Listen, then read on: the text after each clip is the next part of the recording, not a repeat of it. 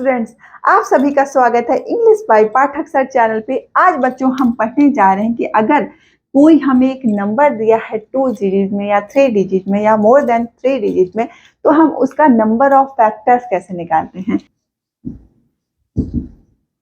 ठीक, कि कैसे कोई एक हमें अगर नंबर दिया है तो उसके नंबर ऑफ फैक्टर्स कितने होंगे। चलिए फॉर एग्जाम्पल, अगर मैंने आपसे कहा कि 24 के आपको फैक्टर बताने कि किन किन नंबर से 24 जो है वो डिवाइड हो सकता है, तो आपको मालूम है कि 1 से भी 24 डिवाइड होगा और 24 खुद से भी 24 डिवाइड होगा। ठीक, फिर 2 से भी डिवाइड होगा, 12 से भी डिवाइड होगा, 3 से भी डिवाइड होगा, 8 से भी डिवाइड होगा, 4 से भी डिवाइड होगा और 6 से भी डिवाइड होगा। मीन्स कौन कौन से नंबर हो गए, 1 2 3 4 6 8 12 और 24।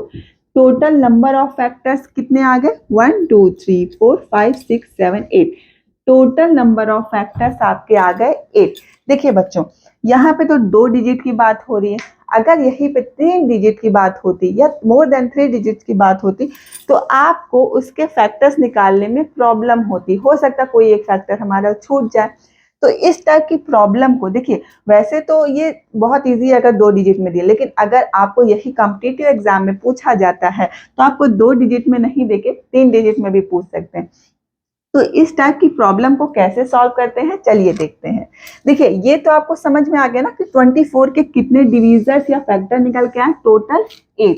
ठीक, तो इसको क्या तरीका है इजी वे कि जिसमें हम नंबर ऑफ फैक्टर्स कोई हमारा मिस ना हो। तो क्या करते हैं बच्चों इस टाइप की प्रॉब्लम में, देखिए सबसे पहले हम 24 के फैक्टर्स निकाल लेते हैं। देखिए 12 6 3 1। ठीक, इसके गुणनखंड करते हैं तो 24 का क्या आएगा, 2 इंटू 2 इंटू 2 इंटू 3 है ना, जो कि आपका होगा 2 की पावर 3 इंटू 3। इतना आपको समझ में आ गया। अब देखिए जो भी आप ये देखिए, ये तो हमारे प्राइम फैक्टर हो गए। प्राइम मतलब आप समझ गए ना कि जो नंबर सिर्फ खुद से और 1 से डिवाइड होते हैं वो हमारे प्राइम नंबर होते हैं। तो 2 और 3 हमारे प्राइम नंबर हैं। तो 2 के ऊपर क्या है, 3 आया है और 3 के ऊपर क्या है, घाते 1 है, पावर 1 है। तो हमें जब नंबर ऑफ फैक्टर्स निकालने होते हैं, कुछ भी नहीं है बच्चों, बहुत ही आसान है। जो भी हमारे जैसे 2 की पावर 3 है, प्राइम नंबर के ऊपर जो घात दी गई है उसको हम +1 कर देते हैं। फिर 3 के पावर 1 दिया है तो यहाँ पे मल्टीप्लाई कर देंगे, जो 1 है उसमें भी 1 ऐड कर देंगे। तो 4 इंटू 2 कितना आ गया बच्चों, 8। तो आप देखिए डायरेक्ट निकाल सकते हैं कि 24 के नंबर ऑफ फैक्टर्स कितने हो गए, 8। ठीक, कैसे निकालते हैं, बहुत ही सिंपल है।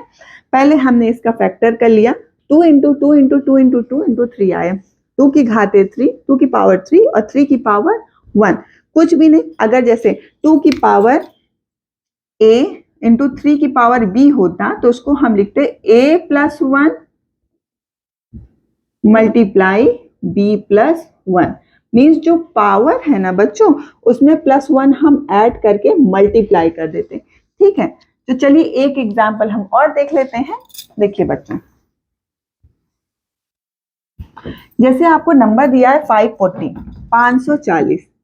ठीक, इसको आपको बताना कि इसमें नंबर ऑफ फैक्टर्स कितने होंगे। ठीक, तो सबसे पहला मैंने क्या बताया आपको, 540 के आप फैक्टर्स कर लीजिए। 2 2 जा 4,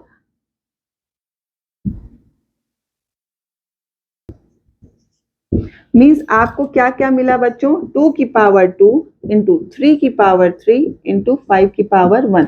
ठीक, तो इसका अब हमें नंबर ऑफ फैक्टर्स निकालना है। क्या निकालना है बच्चों, नंबर ऑफ फैक्टर्स।